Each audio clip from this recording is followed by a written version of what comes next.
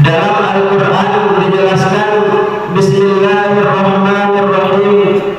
Wa in ta'azzana rabbukum la in syakartum la azidannakum. Jikalau seorang hamba bersyukur dengan apa yang Allah berikan. Bersyukur ini syaratnya tak harus kayu, tetapi kita manusia kayu kita dulu baru mampu bersyukur. Kalau tak itu awak, maka awak tak akan menjadi orang bersyukur. Tetapi cara bersyukur itu adalah dengan apa yang Allah berikan kepada kita, itu kita gunakan untuk mendekatkan diri kita kepada Allah Subhanahu wa Ta'ala. Kan kadang ada dulu Allah bautu baru nyamuk ke surau. Kalau yang bautu nak mau ke surau, Allah punya pesawat dari baru nyamuk ke surau. Kalau tak tu tak juga mau ke surau. Kalau tak itu awak, maka awak tak akan menjadi orang bersyukur, menjadi awak namanya menjadi orang kufur terhadap nikmat yang Allah berikan kepada Allah. Dan kata Allah, wala in kafartum inna azabi lasyadid.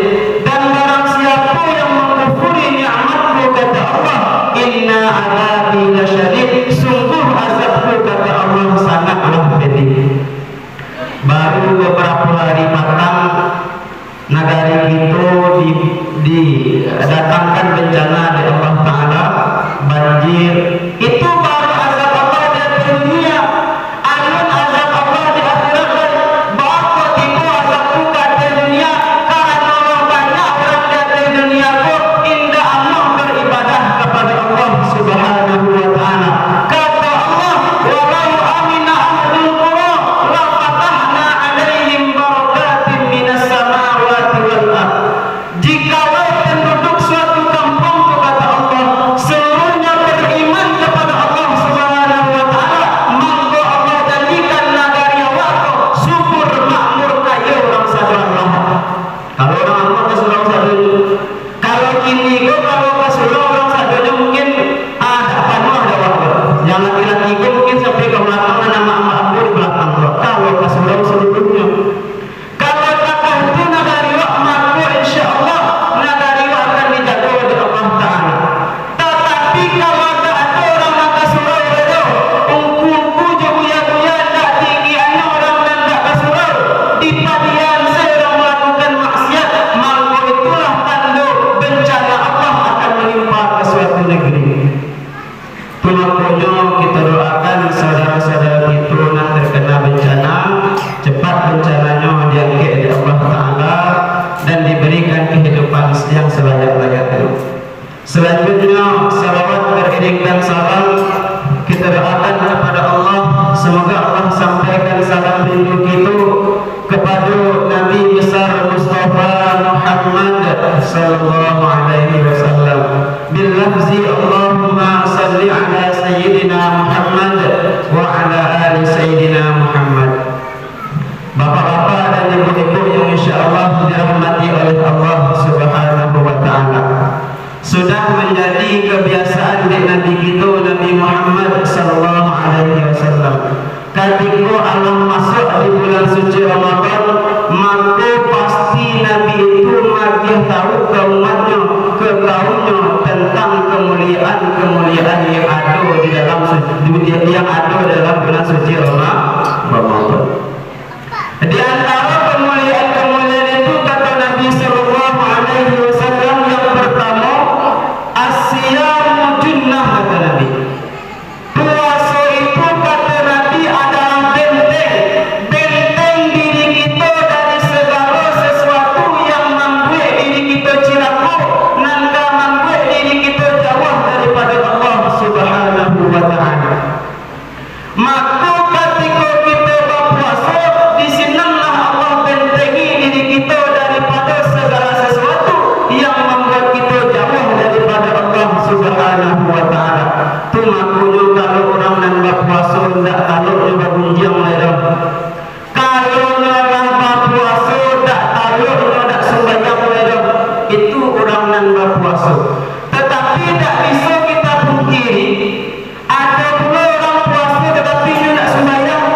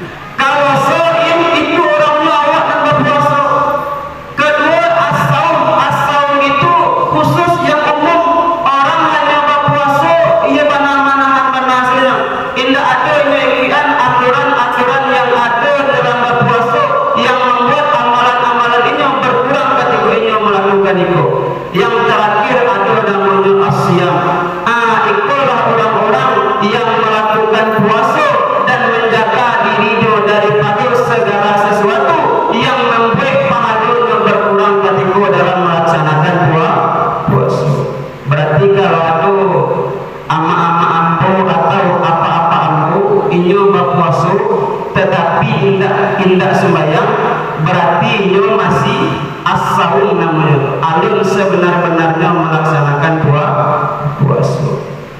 Jadi oleh karena itu hakikat daripada kita berpuasa ini adalah mendekatkan diri kita kepada Allah dan mendapatkan ampunan daripada Allah Subhanahu wa taala.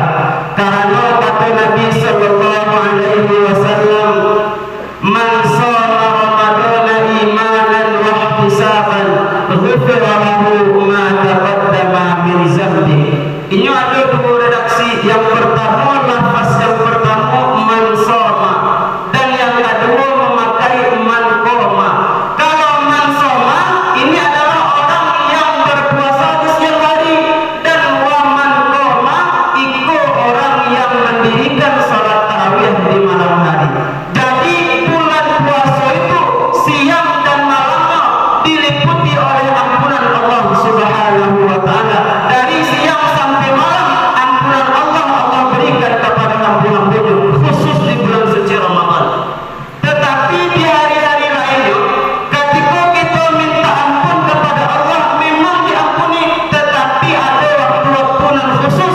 Kalau di waktu itu kita di kerajaan, maka akan capek kita diampuni di Allah Subhanahu wa taala. Yang pertama hari itu, kalau ingin berdoa, ingin minta ampun, lebih afdal minta ampun di hari Jumat.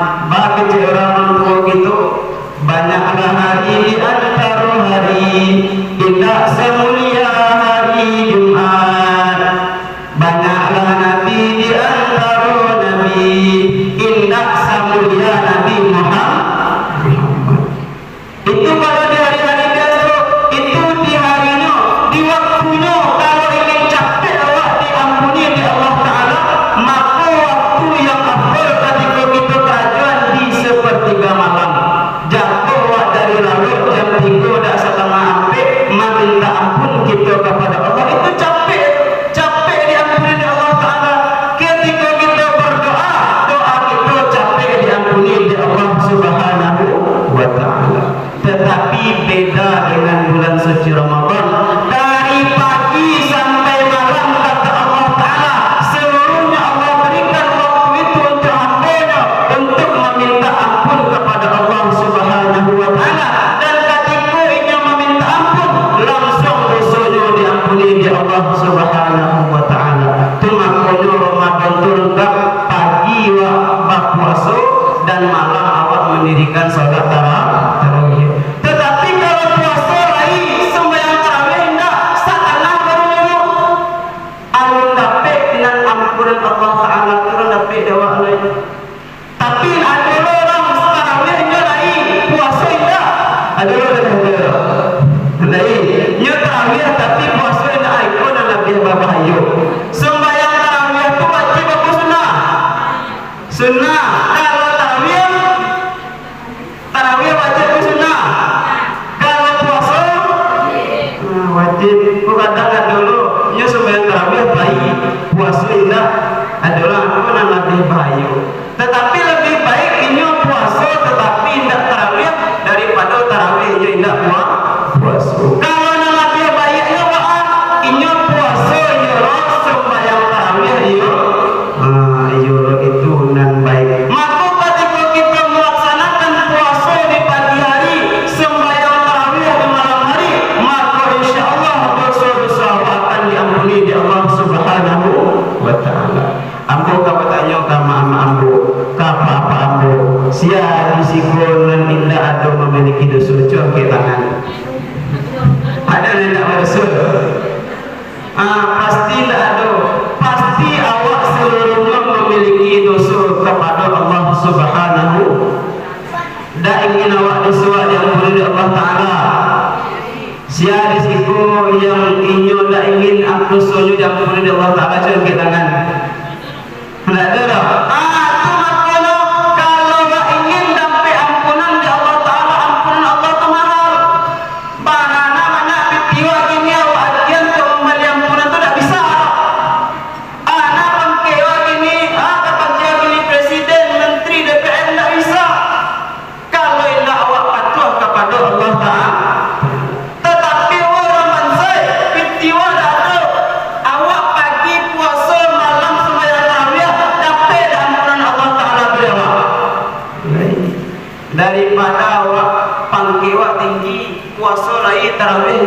mako nan awak dapean ageng sempurna pahalu orang nan mengrajuan pagi puasa dan malamnya sembahyang tarawih. Bapak-bapak dan ibu-ibu yang insyaallah dirahmati oleh Allah Subhanahu wa taala. Kemudian yang kedua kece Nabi, orang nan berpuasa itu doanya cepat dikabulkan oleh Allah Subhanahu wa taala. Dalam Al-Qur'an Allah Subhanahu wa taala berfirman, Bismillahirrahmanirrahim. Wa idza sa'alaka 'ibadi anni fa inni qarib.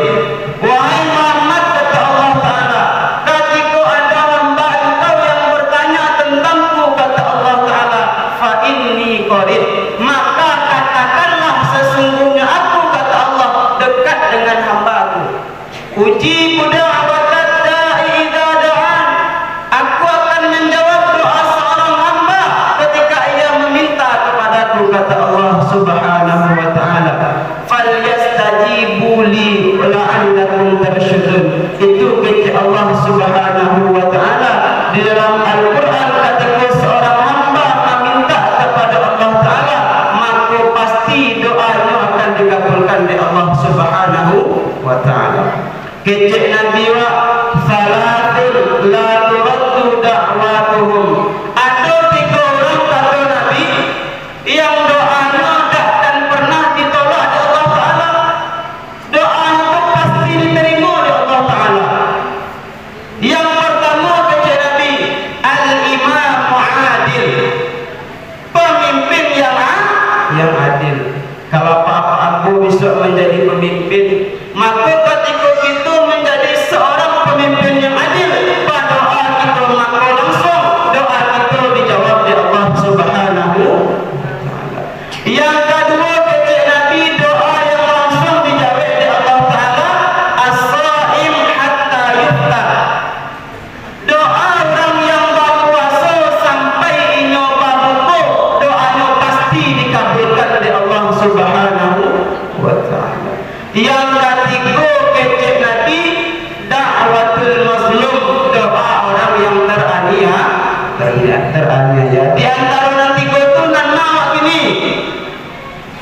orang yang sedang berpuasa itu, makanya ketika kita berpuasa banyak-banyak kita meminta kepada Allah Subhanahu wa taala. Maka insyaallah ketika kita berdoa, doa kita akan diampuni oleh Allah Subhanahu wa taala. Kemudian yang terakhir kata Nabi, keutamaan daripada bulan suci Ramadan, pahala Allah berikan kepada hamba-Nya dengan pahala yang tak terhitung. Kata Allah taala dalam hadis qudsi. Hadis qudsi tentu mama hadis qudsi apa? Hadis itu tahu dah apa hadis itu? Hadis itu adalah perkataan Nabi sallallahu alaihi wasallam. Ada pula tambahan, ada namanya hadis qudsi. Hadis qudsi ini daripada Allah, Allah bisiarkan kepada Nabi Muhammad dan Nabi Muhammad sampaikan kepada hamba-hamba. Hadis qudsi namanya. Kata Allah dalam hadis qudsi itu, asyamu li wa ana ajzi bihi. Puasa itu, amalan puasa itu, kata Allah taala, untuk hamba. Wa ana ajzi bihi, dan hamba langsung yang akan membalasi pahala daripada orang yang berpuasa tadi, kata Allah Subhanahu wa taala. Dah sampai di sini, wal hasanah bi asyri amsalha, dan satu kebaikan, kata Allah taala, akan dibalasi dengan 10 kebaikan. Sebagaimana firman-Nya dalam Al-Qur'an, Bismillahirrahmanirrahim, man jaa'a bil hasanah falahu asyru amsalha. Barang siapa yang mengerjakan satu kebaikan, balasannya 10 dari Allah taala. Wa man jaa'a bis sayyi'ah fala yujza illa mislaha. Dan orang yang melakukan kejahatan, satu kejahatan maka dosanya kiat lagi Allah taala. Tak tahu itu eloknya Allah kepada hamba-Nya. Awak mengerjakan satu kebaikan, berapa pahalanya? 10. Kalau kejahatan awak kerjakan, berapa? Kiat. Sudah tu di bulan suci Ramadan dilipat gandakan pula di Allah taala, wal hasanah bi asyri amsalha, dan satu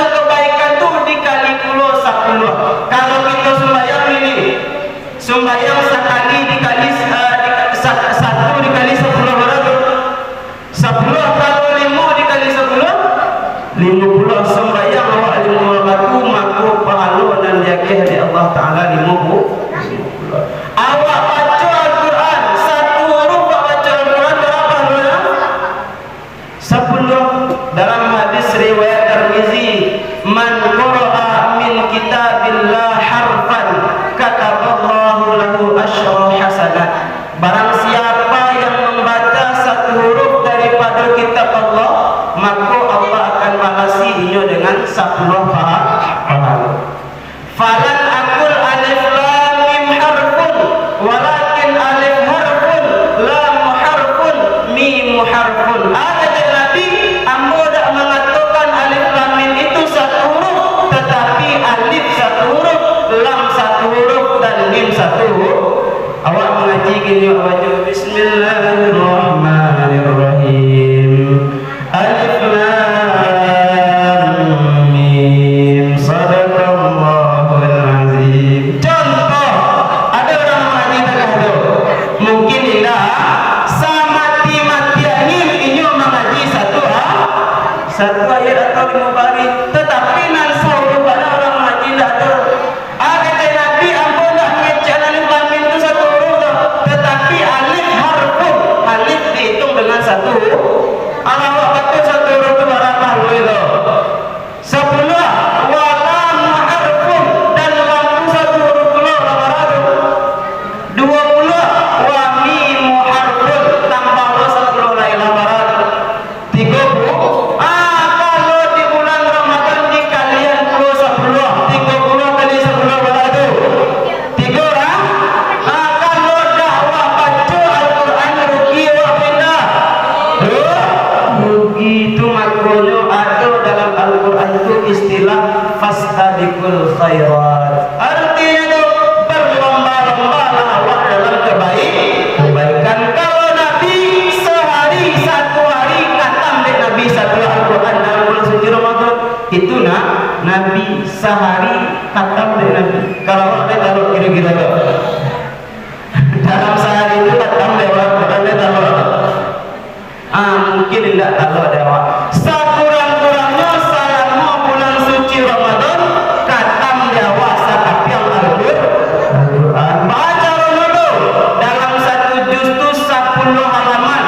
Setiap sembahyang awak baca 2 halaman. Kalau 5 kali sembahyang berapa?